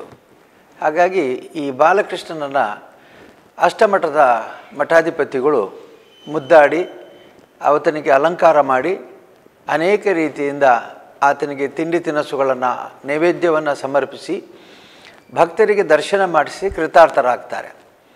ಇದರಲ್ಲಿ ಈಗ ನಮ್ಮ ಕಾಲ ಸಮಾಗಮವಾಗಿರ್ತಕ್ಕಂಥ ಪೂಜ್ಯ ಪೇಜಾವರ ಮಠದ ವಿಶ್ವೇಶತೀರ್ಥ ಶ್ರೀಗಳವರು ನಾನು ಕಳೆದ 50 ವರ್ಷಗಳಿಂದ ಅತಿ ಸಮೀಪದಿಂದ ಕಂಡಂಥ ಒಬ್ಬ ಮಹಾತ್ಮರು. ಶ್ರೀ ಪೇಜಾವರ ಮಠದ ಶ್ರೀಗಳವರು ಮೊದಲೇ ನನಗೆ ಬಹಳ ಒಳ್ಳೆಯ ಪರಿಣಾಮವನ್ನು ಮತ್ತು ನನ್ನ ಮೇಲೆ ಗಾಢವಾದ ಪ್ರಭಾವವನ್ನು ಅವರು ಬೀರಿದರು. ನಾವು ಸಾಮಾನ್ಯವಾಗಿ ಮೊದಲು ಭೇಟಿಯಾಗಿದ್ದು ಸಾರ್ವಜನಿಕ ಕಾರ್ಯಕ್ರಮಗಳಲ್ಲಿ. ಎಲ್ಲಿಯಾದರೂ ಕಾರ್ಯಕ್ರಮ ಇದ್ದರೆ ಪೇಜಾವರ ಶ್ರೀಗಳಿದ್ದಾರೆ, ನೀವು ಬರಲೇಬೇಕು ಅಂತ ನನ್ನನ್ನು ಆಹ್ವಾನಿಸ್ತಿದ್ರು. ನಾನು ಹೋದಾಗ ಅವರ ಮಾತುಗಳಿಂದ ಪ್ರಭಾವಿತನಾದೆ. ಆಮೇಲೆ ನಿಧಾನಕ್ಕೆ ಅವರ ಪ್ರಭಾವಲಯಕ್ಕೆ ನಾನು ಬಂದೆ. ಹೇಗೆ ಅಂದರೆ ಅವರು ಯಾವಾಗಲೂ ಕೂಡ ಒಂದು ಕಡೆಯಿಂದ ಭಗವತ್ ಸೇವೆ, ಇನ್ನೊಂದು ಕಡೆ ಜನಾರ್ದನ ಸೇವೆ, ಒಂದು ಕಡೆಯಿಂದ ಜನತಾ ಜನಾರ್ದನ ಸೇವೆ ಎರಡೂ ಮಾಡ್ತಾಯಿದ್ರು. ಜನಾರ್ದನನ ಸೇವೆ ಬೆಳಿಗ್ಗೆ ಅವರ ನಿತ್ಯ ಕರ್ಮದಲ್ಲಿ ಅದು ಬರ್ತಾಯಿತ್ತು. ಅವರ ಮಹಾಪೂಜೆ ಆದ ತಕ್ಷಣ ಜನತಾ ಜನಾರ್ದನ ಸೇವೆಗೆ ಅವರು ಹೊರಡ್ತಾಯಿದ್ರು. ಅಲ್ಲಿ ಸಭಾ ಕಾರ್ಯಕ್ರಮಗಳಲ್ಲಿ, ಸಾರ್ವಜನಿಕ ಕಾರ್ಯಕ್ರಮಗಳಲ್ಲಿ ಭಾಗವಹಿಸುವುದು ಮತ್ತು ಎಲ್ಲೆಲ್ಲಿ ಅವಶ್ಯಕತೆ ಅಲ್ಲೆಲ್ಲ ಸಹಾಯ ಮಾಡೋದು ಅವರ ಒಂದು ಪ್ರವೃತ್ತಿ. ಇದ್ದಕ್ಕಿದ್ದಂತೆ ನನಗೆ ಒಂದು ಅನಿಸಿದ್ದು, ಅವರು ಎಲ್ಲಿಯಾದರೂ ಏನಾದರೂ ಅವಘಡಗಳಾದಾಗ, ಸಾಮಾಜಿಕವಾದಂಥ ಸಮಸ್ಯೆಗಳು ಬಂದಾಗ ಮತ್ತು ಅನೇಕ ಧಾರ್ಮಿಕ ಸಮಸ್ಯೆಗಳು ಬಂದಾಗ ಅದರ ಪರಿಹಾರಕ್ಕೆ ಅವರು ಹೋಗ್ತಿದ್ರು. ಉದಾಹರಣೆಗೆ ಸಾಮಾಜಿಕ ಅಂತಂದರೆ ದೇಶದಲ್ಲಿ ಬರುವಂಥ ಅನೇಕ ಉಪಸರ್ಗಗಳು, ನಾವು ಹೇಳೋದಾದರೆ ಬರಗಾಲ, ಅತಿವೃಷ್ಟಿ, ಅತಿ ಚಳಿ ಅಥವಾ ಏನೋ ಒಂದು ಆಘಾತಗಳಾಗುವಂಥದ್ದು, ಆ ಸಂದರ್ಭಗಳಲ್ಲಿ ಮೊದಲು ಪೇಜಾವರ ಶ್ರೀಗಳಲ್ಲಿ ಓಡ್ತಾಯಿದ್ರು. ಹೋಗಿ ಅಲ್ಲಿ ಪರಿಹಾರವನ್ನು ಅವರು ಕೊಡ್ತಾಯಿದ್ರು. ಬಹುಶಃ ಕೆಲವು ಬಾರಿ ಸರ್ಕಾರ ಪ್ರತಿಕ್ರಿಯೆ ಕೊಡುವುದಕ್ಕಿಂತಲೂ ತೀವ್ರವಾಗಿ ಇವರಲ್ಲಿ ಪರಿಣಾಮವನ್ನು ಕೊಡ್ತಿದ್ರು. ಹಾಗಾಗಿ ನಾನು ಅವ್ರ ಜೊತೆಗೆ ಗುಲ್ಬರ್ಗಾದ ಬರಗಾಲಕ್ಕೆ ಸುಮಾರು 69-70ನೇ ಇಸ್ವಿಲಿ ಅವ್ರ ಜೊತೆಗೆ ಹೋಗಿದ್ದೆ. ಆಮೇಲೆ ಅನೇಕ ಕಡೆ ದೇಶದಲ್ಲಿ, ರಾಷ್ಟ್ರದಲ್ಲಿ ಅನೇಕ ಕಡೆ ಬರಗಾಲ ಬಿದ್ದಾಗ ಮತ್ತು ತೀವ್ರವಾದಂಥ ಮಳೆಯಿಂದ ಅನಾವೃಷ್ಟಿಯಿಂದ ಸಮಸ್ಯೆ ಆದಾಗ, ಪ್ರವಾಹದಿಂದ ಸಮಸ್ಯೆ ಆದಾಗ, ಬಿರುಗಾಳಿಯಿಂದ ಸಮಸ್ಯೆ ಆದಾಗ ಅಲ್ಲಿ ಹೋದೆ. ಇದರ ಜೊತೆಗೆ ಶಿಕ್ಷಣ ಸಂಸ್ಥೆಗಳ ಕಡೆಗೆ ಅವರು ಗಮನ ಇರ್ತಿತ್ತು. ಯಾರಾದರೂ ಒಬ್ಬರು ಬಂದು, ಸ್ವಾಮೀಜಿ ನಮ್ಮ ಈ ವಿದ್ಯಾಸಂಸ್ಥೆ ಬಹಳ ಸಮಸ್ಯೆಯಲ್ಲಿದೆ, ಆರ್ಥಿಕವಾದ ಸಮಸ್ಯೆಯಲ್ಲಿದೆ, ಆಡಳಿತ ಸಮಸ್ಯೆ ಇದೆ, ವಿದ್ಯಾರ್ಥಿಗಳ ಕೊರತೆ ಸಮಸ್ಯೆ ಇದೆ, ಅಧ್ಯಾಪಕರ ಸಮಸ್ಯೆ ಇದೆ ಅಂತಂದರೆ, ಇದು ನನ್ನದಲ್ಲ ಅಂತ ಅವ್ರು ಹೇಳೋರಲ್ಲ. ಅದನ್ನು ಕೂತು ಕೇಳಿ ಅವರಿಗೊಂದು ಪರಿಹಾರ ಸೂಚಿಸುವವರು. ಉಡುಪಿಯ ಆಯುರ್ವೇದ ಕಾಲೇಜು ಮತ್ತು ಧಾರವಾಡದ ಜನತಾ ಶಿಕ್ಷಣ ಸಮಿತಿಯ ಕಾಲೇಜುಗಳು ಅವರ ಬಳಿ ಬಂದು ಶರಣಾದರು. ಸ್ವಾಮಿ, ಈ ಥರ ಇದೆ, ಒಳ್ಳೆಯ ಸಂಸ್ಥೆ ಕಟ್ಟಿದ್ದೇವೆ, ಸದುದ್ದೇಶದಿಂದ ಮಾಡಿದ್ದೇವೆ, ಈಗ ನಮಗೆ ನಡ್ಸೋಕ್ಕಾಗೋದಿಲ್ಲ, ಏನಾದರೂ ಮಾಡಿ ಅಂತ. ತಕ್ಷಣ ಅವರಿಗೆ ನೆನಪಾಗಿದ್ದು ಹೆಗ್ಡೆಯವರು ಅಥವಾ ಬೇರೆ ಯಾರೋ ಒಬ್ಬರು ನೆನಪಾಗ್ತಾರೆ ಅವರಿಗೆ. ಆದರೆ ಈ ಎರಡು ಸಂಸ್ಥೆಗಳಿಗೆ ಧರ್ಮಸ್ಥಳ ಹೆಗ್ಡೆಯವ್ರು ನೆನಪಾಯ್ತು ಅಂದರೆ ನನ್ನ ನೆನಪಾಯ್ತು. ಹೆಗ್ಡೆಯವರೇ, ನೀವೇನಾದರೂ ಮಾಡಬೇಕು ಅಂತಂದರು. ಗುರುಗಳು ಹೇಳಿದ ಮೇಲೆ ನಾವು ಕೂಡ ತಕ್ಷಣ ಅದರ ಕಡೆ ಗಮನ ಹರಿಸಿ ಉಡುಪಿ ಆಯುರ್ವೇದ ಕಾಲೇಜಿನ ಆಡಳಿತಕ್ಕೆ ಸೇರಿಕೊಂಡು ಇಲ್ಲಿಯೂ ನಾವು ಸೇವೆ ಮಾಡಿದೆವು. ಜನತಾ ಶಿಕ್ಷಣ ಸಮಿತಿ ಧಾರವಾಡದ ಸಂಸ್ಥೆಗಳ ಜೊತೆಯಲ್ಲಿ ಸೇರಿಕೊಂಡು ಅಲ್ಲಿ ಅನೇಕ ಅದನ್ನು ಸಂಸ್ಥೆಯ ಸಮಸ್ಯೆಗಳನ್ನು ಪರಿಹರಿಸಿ ಅಭಿವೃದ್ಧಿಯ ಕಾರ್ಯಕ್ರಮಗಳನ್ನು ನಾವು ಮಾಡಿದೆವು. ಹೀಗೆ ಶ್ರೀಗಳವರು ಸದಾ ಈ ರೀತಿ ಯಾರು ತಮ್ಮಲ್ಲಿ ಬಳಿಗೆ ಸಮಸ್ಯೆ ತೆಗೆದುಕೊಂಡು ನಮ್ಮದಲ್ಲ ಅಂತ ಹೇಳಿದವರಲ್ಲ. ಯಾರೋ ಒಬ್ಬರು ಬರ್ತಾರೆ, ಸ್ವಾಮಿ ಉದ್ಯೋಗ ಇಲ್ಲ, ಏನು ಮಾಡಬೇಕು ನೋಡು, ಆ ಬ್ಯಾಂಕಿಗೆ ಕಾಗದ ಕೊಡು. ಸ್ವಾಮಿ ನನಗೆ ಇಂಥ ಸಮಸ್ಯೆ ಸರ್ಕಾರದಿಂದ ಕೆಲಸ ನೋಡು, ಆ ಮಂತ್ರಿಗಳಿಗೆ ಒಂದು ಕೆಲಸ ಕಾಗದ ಕೊಡು. ಸ್ವಾಮಿ ನಮ್ಮ ಮನೇಲಿ ಇಂಥ ಕಷ್ಟ ಇದೆ, ಮದುವೆ ಮಾಡಲಿಕ್ಕೆ ಹಣ ಇಲ್ಲ, ಅಥವಾ ಯಾವುದೋ ಒಂದು ಉದ್ಯೋಗ ಮಾಡಲಿಕ್ಕೆ ನೋಡು ಅಂತ ಮಂತ್ರಿಗೆ ಒಂದು ಕಾಗದ ಕೊಡು. ಒಂದು ಸಮಸ್ಯೆ ಅವರ ಬಳಿ ತೆಗೆದುಕೊಂಡು ಹೋದರೆ ಆ ಸಮಸ್ಯೆ ನನ್ನದಲ್ಲ ಅಂತ ಇದುವರೆಗೆ ಅವ್ರು ಹೇಳಿದವರಲ್ಲ. ತಕ್ಷಣ ಏನಾದರೂ ಒಂದು ಕಾಗದ ಕೊಟ್ಟಾದರೂ ಬಿಡ್ತಾರೆ, ನೀನು ಆಶೀರ್ವಾದ ಮಾಡಿ ಬಿಡ್ತಾರೆ. ಹಾಗಾಗಿ ಸಂತರಿಗೆ ಜನಾರ್ದನ ಮತ್ತು ಜನತಾ ಜನಾರ್ದನ ಇಬ್ಬರು ಬಹಳ ಮುಖ್ಯ. ಇದನ್ನು ಮರಿಬಾರ್ದು. ನಾನು ಬರೀ ಪೂಜೆ ಗೀಜೆ ಮಾಡಿಕೊಂಡು ನಿಂತು ನಿಯಮ, ಅದು ಸರಿ, ನೀವು ದೊಡ್ಡವರೇ, ಅದರಲ್ಲೇನು ಸಂಶಯ ಇಲ್ಲ. ಅದು ನಿಮ್ಮ ಆತ್ಮಧರ್ಮ, ಆಧ್ಯಾತ್ಮಿಕ ಸಂಪತ್ತು ನಿಮ್ಮಿಂದ, ಆಧ್ಯಾತ್ಮಿಕ ಬೆಳಕು ನಿಮ್ಮಿಂದ ಬರಬೇಕು. ಆದರೆ ಅದರ ಜೊತೆಗೆ ಎಲ್ಲ ಮಠಾಧಿಪತಿಗಳಿಗೂ, ಎಲ್ಲ ದೇವಸ್ಥಾನದ ನಮ್ಮಂಥ ಅಲ್ಲಿಯ ದೇವಸ್ಥಾನದ ಆಡಳಿತದವರಿಗೂ ಕೂಡ ಮಾರ್ಗದರ್ಶನ ಕೊಟ್ಟು, ನೋಡಿ ನಿಮ್ಮ ಶಕ್ತಿ, ನಿಮ್ಮ ಸಂಪತ್ತು, ನಿಮ್ಮ ಎಲ್ಲ ಹೆಸರು, ಕೀರ್ತಿ, ಇದನ್ನೆಲ್ಲ ಜನತೆಯ ಬೆಳವಣಿಗೆಗಾಗಿ, ಪ್ರಗತಿಗಾಗಿ, ಅವರ ಮುಂದಿನ ಭವಿಷ್ಯಕ್ಕಾಗಿ ಉಪಯೋಗಿಸಿ ಅಂತ ಮಾರ್ಗದರ್ಶನ ಕೊಟ್ಟವರು ಅವರು. ಹಾಗಾಗಿ ಅವರನ್ನು ನಾನು ಭಾಳ ಗೌರವದಿಂದ ಯಾವತ್ತೂ ಕೂಡ ನನ್ನ ಗುರುಗಳು ಅಂತ ನಾನು ತಿಳ್ಕೊಂಡಿದ್ದೇನೆ. ಅವರಿಂದ ಪ್ರೇರಿತನಾಗಿದ್ದೆ. ನಾನೇನು ಆಮೇಲೆ ಬೇರೆ ಬೇರೆ ನನ್ನ ಅನುಭವದಿಂದ ನಾನು ಕೆಲಸ ಮಾಡ್ಕೊಂಡು ಹೋಗಿರಬಹುದು. ಆದರೆ ಮೂಲಭೂತವಾಗಿ ನಮ್ಮ ಕ್ಷೇತ್ರದ ಮೂಲ ಸ್ವರೂಪವನ್ನು ನಾನಲ್ಲಿ ಇಟ್ಕೊಂಡ್ರೆ ಸಾಮಾಜಿಕ ಸ್ವರೂಪಕ್ಕೆ ನನಗೆ ಮಾರ್ಗದರ್ಶನ ಕೊಟ್ಟವರು. ಹಾಗಾಗಿ ನಾನು ಮತ್ತೊಮ್ಮೆ ಅವರಿಗೆ ನಮಸ್ಕರಿಸಿ, ಅವರು ಆರೋಗ್ಯವಂತರಾಗಲಿ, ದೀರ್ಘಾಯುಷ್ಯ ಅವರಲ್ಲಿರಲಿ. ಈಗಲೂ ತುಂಬ ಚಟುವಟಿಕೆಯಲ್ಲಿದ್ದಾರೆ. ಬಹುಶಃ ಪರ್ಯಾಯ ಮುಗಿಸಿದ ಮರುದಿವಸವೇ ಅವರು ಪ್ರವಾಸಕ್ಕೆ ಹೊರಡ್ತಾರೆ. ಹಾಗಾಗಿ ಅಂತಹ ಆರೋಗ್ಯ, ಚಟುವಟಿಕೆ ಮತ್ತು ಸಮಾಜ ಸೇವೆಗೆ ಇನ್ನಷ್ಟು ದೇವರು ಅವರಿಗೆ ಶಕ್ತಿ ಕೊಡಲಿ ಅಂಥೇಳಿ ಮಂಜುನಾಥ ಸ್ವಾಮಿ ಹಾಗೆ ಶ್ರೀಕೃಷ್ಣನಲ್ಲಿ ಪ್ರಾರ್ಥಿಸ್ತೇನೆ. ಮೇರು ವ್ಯಕ್ತಿತ್ವದ, ಸಾಮಾನ್ಯರಲ್ಲಿ ಸಾಮಾನ್ಯರಾದ ಮಗುವಿನ ಮುಗ್ಧತೆಯನ್ನು ಮೈತುಂಬಿಸಿಕೊಂಡ, ಮೇರು ಪಾಂಡಿತ್ಯವನ್ನು ಹೊಂದಿದ, ಹಾಗೆಯೇ ಕೃಷ ಶರೀರದಲ್ಲೊಂದು ನೋವಿಗೆ ಕರಗುವ ಹೃದಯವನ್ನು ಹೊಂದಿದ, ಆದರೆ ಎಂತಹ ಕಷ್ಟಕ್ಕೂ ಕಠಿಣ ನಿರ್ಧಾರವನ್ನು ತೆಗೆದುಕೊಂಡು ಅದನ್ನು ಬದಲಾವಣೆಯನ್ನು ಮಾಡದೆ ವಿಶ್ವಕ್ಕೆ ಮಾನ್ಯರಾದ ವಿಶ್ವೇಶತೀರ್ಥ ಸ್ವಾಮೀಜಿಯವರಿಗೆ ನಮ್ಮ ಭಕ್ತಿಪೂರ್ವಕ ಪ್ರಣಾಮಗಳು. ಪ್ರಿಯ ವೀಕ್ಷಕರೇ, ಮುಂದಿನ ಸಂಚಿಕೆಯಲ್ಲಿ ವಿಶ್ವೇಶತೀರ್ಥ ಸ್ವಾಮೀಜಿಯವರು ನಡೆಸಿದ ಪಂಚಮ ಪರ್ಯಾಯದ ಬಗೆಗಿನ ಇನ್ನಷ್ಟು ಮಾಹಿತಿಯನ್ನು ತಿಳಿದುಕೊಳ್ಳೋಣ. ಅಲ್ಲಿಯವರೆಗೆ ನಾನು ಭಾಗ್ಯಶ್ರೀ ಐತಾಳ್ ಕರಂಬಳ್ಳಿ ನಿಮಗೆಲ್ಲರಿಗೂ ಪ್ರೀತಿಪೂರ್ವಕ ನಮನಗಳನ್ನು ಸಲ್ಲಿಸುತ್ತಿದ್ದೇನೆ.